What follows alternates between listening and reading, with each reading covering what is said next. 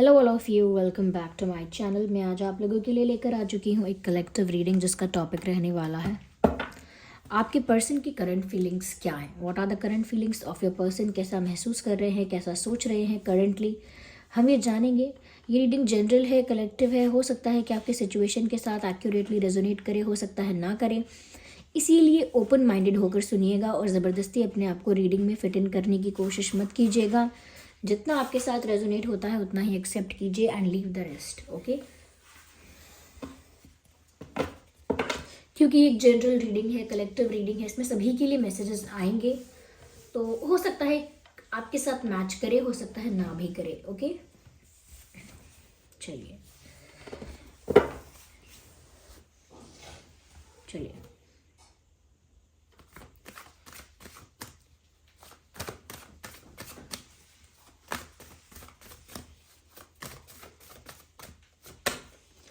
Two of wands सबसे पहला card है, king of pentacles and then we have two of cups. ठीक है, ये भी कार्ड है यहाँ पे, two of cups and four of swords, justice. काफ़ी सारे कार्ड्स हमने यहाँ पर पिक किए हैं।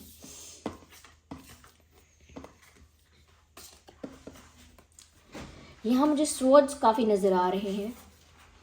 एक्चुअली स्वॉर्ड्स भी हैं, वैंड्स भी हैं और पेंटिकल्स भी हैं, कप्स भी हैं। तो देखिए व्यूअर्स, मैं यहाँ पर ये बताना चाहती हूँ आपको कि आपके पर्सन करंटली काफ़ी मिक्स्ड इमोशंस फील कर रहे हैं। कुछ स्टेबल नहीं है इमोशंस में। ऐसा नहीं है कि इस तरह का ही भाव है परमानेंट या for the longer period of time, नहीं। फ्लक्चुएट कर रही है बहुत ज़्यादा उनकी एनर्जी, ऐसा दिखता है। स्टेबिलिटी नहीं है इमोशंस में और एक ही पैटर्न नहीं है। सब चेंज होता जा रहा है। जैसे जैसे उनके विचार, जैसे जैसे उनके थॉट्स चेंज हो रहे हैं, वैसे वैसे उनका एक्शन, बिहेवियर और स्टेट ऑफ माइंड भी चेंज हो रहा है वैसे वैसे। तो करंट फीलिंग्स उनकी व्यूअर्स ये हैं कि बहुत ज़्यादा ये इंसान इस वक्त ओवर थिंकिंग कर रहे हैं, बहुत ज़्यादा सोच रहे हैं। और ये जितना भी सोच रहे हैं, जितना भी ओवर थिंकिंग कर रहे हैं, ये without any plan, without any vision, without any action कर रहे हैं। यानी कि और कुछ नहीं करना है उस सोच को लेकर, बस सोच विचार करना है। यूजुअली ऐसा होता है कि हम कुछ सोच विचार कर रहे हैं क्योंकि हमें किसी डिसीजन पर पहुंचना है या कोई एक्शन लेना है, पर इन्हें कुछ करना नहीं है। लेकिन फिर भी इनके दिमाग में हज़ार तरह के थॉट्स हैं। They keep on thinking about something related to you. बार बार आपसे रिलेटेड कोई ना कोई बात, आपसे रिलेटेड कोई ना कोई ऐसी चीज़ सोचते रहते हैं। और बहुत ज़्यादा मुझे लगता है कि ओवर थिंकिंग कर रहे हैं। इन पर कोई नज़र भी रख रहा है, मुझे ऐसा लगता है जैसे इनके फैमिली मेम्बर्स हैं या कोई और पर्सन है, कोई थर्ड पार्टी हो सकती है। कोई इन पर नज़र भी रख रहा है, कोई स्टॉक कर रहा है इनको, या कोई इनके बिहेवियर पर, इनके पैटर्न पर कोई नज़र रख रहा है। आपके पर्सन के ऊपर किसी की नज़र तो है, और लेकिन आपके पर्सन को इस बारे में नहीं पता। वो तो सिर्फ चुपचाप लेटे हुए, बैठे हुए, अकेले में बस सोच विचार कर रहे हैं। बहुत ज़्यादा समय बिता रहे हैं सोचने में और कोई एक्शन नहीं ले रहे हैं। मुझे ऐसा लगता है व्यूअर्स, कहीं ना कहीं इस सिचुएशन में जस्टिस सर्व होने वाला है। ये सिचुएशन कहीं ना कहीं आप दोनों में से किसी के लिए या आप दोनों के लिए ही अनफेयर रही थी at some point of time. आपके साथ या तो अनफेयर कुछ हुआ था या आपके पर्सन के साथ हुआ था। तो जस्टिस यहाँ पर सर्व होने वाला है। डिवाइन जो है वो जस्टिस सर्व कर रहे हैं। लोगों को अपना कर्मा मिलने वाला है, ऐसा लगता है। लेकिन यहाँ प्यार की कमी नहीं है। टू ऑफ कप्स का कार्ड है। जिस पर्सन के लिए भी आप ये रीडिंग देख रहे हैं, ये इंसान आपसे प्यार बहुत करता है और उतना ही प्यार करता है जितना आप इस इंसान से करते हो। करंटली ऐसा लगता है कि जैसे ये इंसान ना कुछ ऑफर करना चाहते हैं और आपको उन्होंने चूज़ किया है। उनकी लाइफ में एक सेकंड ऑप्शन भी था, उनकी लाइफ में एक सेकंड ऑप्शन या सेकंड रास्ता, एक दूसरा पाथ या दूसरी सिचुएशन भी थी। या हम कह सकते हैं कि उनके पास ऑप्शंस हैं, उनके पास दूसरे प्लान्स भी हो सकते थे, उनके पास एक अलग रास्ता था जाने के लिए, बट दे चोज यू। तो ऐसा लगता है कि वर्तमान उनकी एनर्जी यही है कि उनके पास एक से ज़्यादा ऑप्शंस थे और उन्होंने फिर भी आपको चूज़ किया है। Why? Because they love you, because यहाँ पर 2 ऑफ कप्स का कार्ड है। यहाँ पर एक इक्वल इंटरेस्ट, इक्वल अट्रैक्शन है, एक दूसरे की तरफ इक्वल प्यार है। अगर आप सोच रहे थे ऐसा कि सिर्फ एक तरफा है आपका प्यार या आपके पर्सन आपके लिए फील नहीं करते, तो वो गलत था। वो तो आपको दूसरे ऑप्शंस को रिजेक्ट करके, दूसरे ऑप्शंस को इग्नोर करके या दूसरे ऑप्शंस को साइड लाइन करके आपको चूज़ कर रहे हैं। और ऐसा लगता है जैसे आपको कुछ ऑफ़र भी करना चाहते हैं। या let me have some water. या आपको कुछ ऑफ़र भी करना चाहते हैं, कप ऑफ लव। ऐसा भी लगता है जैसे अपना हार्ट, अपना दिल, अपना प्यार आपको ऑफ़र करना चाहते हैं। And they are looking at you from far away. तो आप में से काफ़ी लोगों के लिए हो सकता है कि आप लोग लॉन्ग डिस्टेंस कनेक्शन में हैं। Okay, long distance relationship connection है। अगर नहीं भी है तो भी कहीं दूर से ही आपको स्टॉक कर रहे हैं, कहीं दूर से ही आपको ऑब्जर्व कर रहे हैं, ऐसा दिखता है। ओके,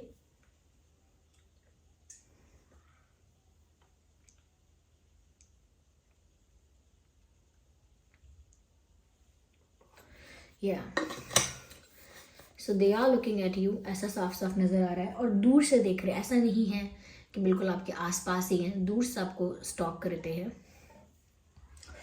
तो कुछ लोगों के लिए, जैसा कि मैंने बताया, कि लॉन्ग डिस्टेंस हो सकता है। साथ ही साथ लगता है किसी चीज़ का स्ट्रेस तो है, क्योंकि जस्टिस सर्व होने वाला है। तो कहीं ना कहीं उनको डर है इस बात का कि चीज़ें उनके अकॉर्डिंग हो पाएंगी कि नहीं, अब जैसा वो चाह रहे हैं सब कुछ वैसा हो पाएगा या नहीं, या फिर जस्टिस सर्व हो रहा है तो कर्मा उनको हिट करेगा और उनको भी क्या कुछ पेन, कोई टेंशन, कोई तकलीफ़ महसूस होगी, उनको भी बहुत कुछ झेलना पड़ेगा क्या, क्योंकि वो जानते हैं कि इस सिचुएशन में अब जस्टिस सर्व हो रहा है। व्यूअर्स, वो जो डिज़र्व करते हैं उनको वो मिलेगा। अगर वो अच्छा डिज़र्व करते हैं तो अच्छा मिलेगा, और उनको अच्छा डिज़र्व नहीं करते तो नहीं मिलेगा। तो वो टेंशन में है थोड़े से, ऐसा लगता है। साथ ही साथ वो चाहते हैं कि कुछ भी हो, आप दोनों का जो रिश्ता है वो स्टेबल रहे। XYZ कुछ भी हो, आप दोनों का जो बॉन्ड, जो फ्रेंडशिप या जिस भी तरह का कनेक्शन रहा है वो स्टेबल रहे, वो अफेक्ट ना हो जाए जब ये जस्टिस सर्व हो। तो थोड़ा सा ऐसा है यहाँ पे। तो अगर व्यूअर्स आपके साथ अनफेयर हुआ था तो आपको जस्टिस मिलने वाला है, और अगर आप जस्टिस का इंतज़ार कर रहे थे तो खुश हो जाइए, आपको तो मैं कॉन्ग्रेचुलेट करूँगी, जस्टिस आपको मिलने वाला है। लेकिन आपके पर्सन इसी बात को लेकर थोड़े चिंता में है, क्योंकि उनको लगता है कि अब उनके साथ कुछ गड़बड़ होगी। या तो आप उनको रिजेक्ट करोगे, या आप उनका प्यार एक्सेप्ट नहीं करोगे, या आप भी उनको इग्नोर करोगे, something like that. So they are scared of it, पहले से ही डरे हुए हैं। या अगेन मुझे लगता है व्यूअर्स की बहुत ज़्यादा आपके बारे में पता करने की कोशिश कर रहे हैं, ये बहुत ज़्यादा आपके बारे में अवेयर रहना चाहते हैं। तो अगर आप लोगों के कॉमन फ्रेंड्स वगैरह हैं तो उनसे आपके बारे में ये पूछते रहते हैं, या खुद से आपको स्टॉक करते रहते हैं। But they are trying to be more aware about you, they trying to be more updated about you. उन्हें आपके बारे में सब जानना है कि करेंटली आपकी लाइफ में क्या क्या हो रहा है, किसके साथ आप ज़्यादा क्लोज हो रहे हो, कौन न्यू आपकी लाइफ में आया है, आप अपनी लाइफ में क्या कर रहे हो। They want to know everything. तो कहीं ना कहीं ये इंसान दूर से या कहीं से छुप के आप पर नज़र रख रहे हैं। अगर आपको लग रहा है आपकी लाइफ में कुछ चीज़ें हो रही हैं, कुछ चेंजेस हो रहे हैं और उनको नहीं पता है, तो आपको गलत लग रहा है, उनको सब पता है। उन्होंने कई बार इतना सोचा है, इतनी ओवर थिंकिंग की है कि उन्होंने कई बार आपको अप्रोच करने की इच्छा बनाई है। कई बार उनका दिल चाहा है, दिल ने चाहा है कि वो आपसे बात करे, आपको कॉल करे, मैसेज करे, आपको अप्रोच करे। They thought about it many times, बहुत बार सोचा है इस बारे में, लेकिन पोस्टपोन किया है इस डिसीजन को या इस एक्शन को।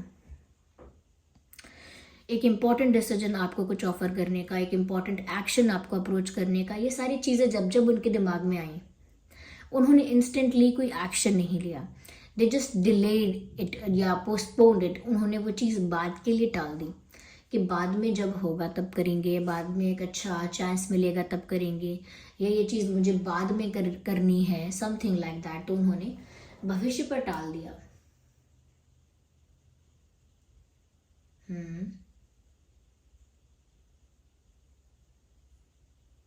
अभी भी ऐसा लगता है कि रिसेंटली ये कोई डिसीजन आपके लिए लेना चाहते थे या कोई एक्शन आपकी तरफ लेना चाहते थे, लेकिन उन्होंने वो इतना डिले किया कि अब वो एक्शन लेंगे तो उससे क्या फ़र्क पड़ता है। जैसे किसी का जन्मदिन 1 तारीख को है और आप डिले करते करते करते 20 तारीख को किसी को गिफ्ट देंगे तो उसका क्या ही मतलब है। तो बस ऐसा ही कुछ इनका एक्शन भी रहा, डिसीजन भी रहा जो इनको पहले लेना चाहिए था, और अगर डिले करते करते बाद में ले भी रहे हैं तो उससे क्या फ़र्क पड़ेगा।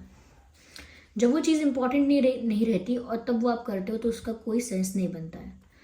तो यहाँ पर इन्होंने ओवर थिंकिंग करते वक्त ज़्यादा टाइम्स बिता दिया और सही समय पर एक्शन नहीं लिया, इस बारे में भी इनको बुरा लगता है।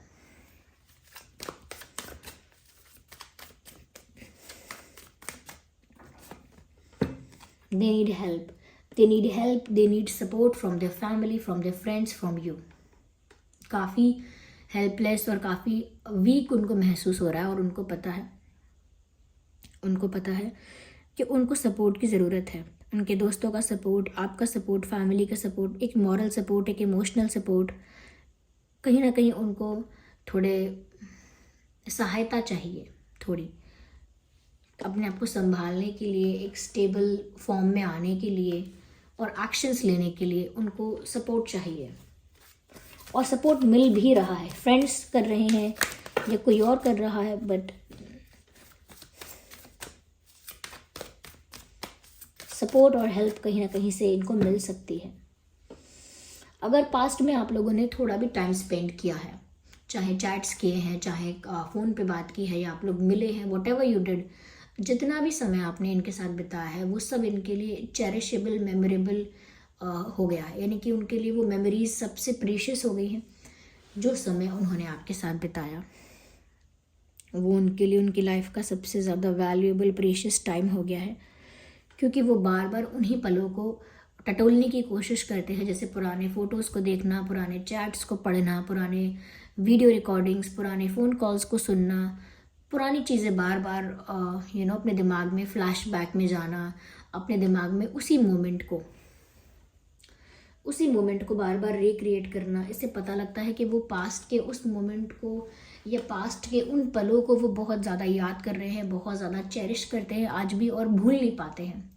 जब भी वो बातें उनको याद आती हैं उनके इमोशंस ट्रिगर हो जाते हैं और वो फ्लैशबैक में चले जाते हैं। So they are missing you badly. वो आपको मिस कर रहे हैं बहुत ज़्यादा, और पास्ट मोमेंट्स को रिक्रिएट कर करके और ज़्यादा आपको याद कर रहे हैं। यहाँ नंबर 5 मुझे इंपॉर्टेंट लग रहा है।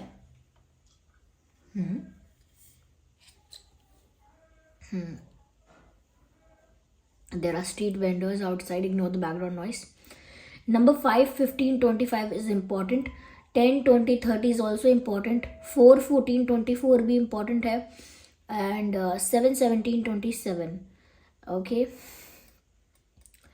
2, 12, 22. यहाँ पर व्यूअर्स ऐसा हो सकता है आपको 222, 555, 444 ऐसे एंजल नंबर्स अगर दिखते हैं, तो जो भी एंजल नंबर आपको दिखता है उसको गूगल पर जाके सर्च कीजिए, उसका मीनिंग देखिए, और जो गाइडेंस आपके लिए है उसको एक्सेप्ट कीजिए, उसको रिसीव कीजिए एटलीस्ट। ओके।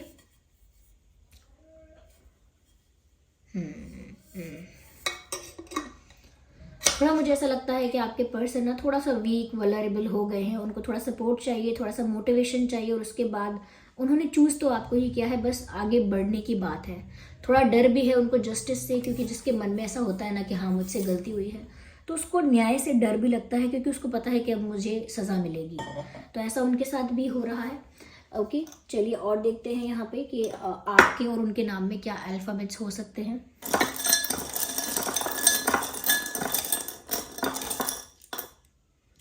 तो काफ़ी अल्फ़ाबेट्स यहाँ पर हैं। R K H E, R K H E U Z P A J N L. So R K H E U Z P A J N L, ये कुछ alphabets हैं जो आपके या उनके नाम में हो सकते हैं, चांसेस हैं। आइए चलिए देखते हैं कि उनकी तरफ से क्या मैसेज आपके लिए हो सकता है। यहाँ पे क्या वो आपको बोलना चाह रहे हैं, क्या मैसेज वो आप तक पहुँचाना चाह रहे हैं। Let's see. So do you even care है ये उनकी तरफ से, डू यू इवन केयर। तो पूछ रहे हैं क्या तुम्हें थोड़ी भी परवाह है मेरी, क्या तुम्हें अब थोड़ा भी फ़र्क पड़ता है मुझसे कि मैं क्या कर रहा हूँ, कैसा हूँ या कैसी हूँ। तुमको अब थोड़ा भी फ़र्क है, ये थोड़ी भी परवाह है कि नहीं, वो ये जानने के लिए आपसे पूछ रहे हैं डू यू इवन केयर। क्योंकि उनको लग रहा है शायद व्यूअर्स आपको फ़र्क पड़ना बंद हो चुका है, शायद आपको अब फ़र्क नहीं पड़ता है, ऐसा उनको लग रहा है। और यहाँ पर देखिए डिस्टेंस किल्स मी का कार्ड अनफोल्ड हुआ है। तो हो सकता है कि आप लोगों के बीच एक लॉन्ग डिस्टेंस रिलेशनशिप या लॉन्ग डिस्टेंस कनेक्शन हो सकता है। और अगर लॉन्ग डिस्टेंस कनेक्शन की बात नहीं है, ज्योग्राफिकल फिजिकल डिस्टेंस अगर आप लोगों के बीच नहीं है, तो एक इमोशनल गैप आप लोगों के बीच हो सकता है। और वही इमोशनल गैप, वही इमोशनल डिस्टेंस उनको अच्छा नहीं लग रहा है। दे डोंट लाइक इट, चाहे दूरियां फिजिकली हैं या इमोशनली हैं, but they just don't like it. उनको आपके पास रहना है, उन्हें आपसे दूर नहीं रहना है। उन्हें आपसे दूर रखा अगर जाएगा या आपसे दूर अगर उनको रहना पड़ेगा तो उनको इस बात से बहुत तकलीफ होगी, ये वो बताना चाह रहे हैं आपको। डिस्टेंस किल्स मी, सो वो नहीं चाहते हैं आपसे दूर रहना, बट मजबूरी में अगर हैं तो रह रहे हैं। Okay, sorry. ओके, आइए और देखते हैं और क्लैरिफाई करते हैं यहाँ पे क्या मैसेज है।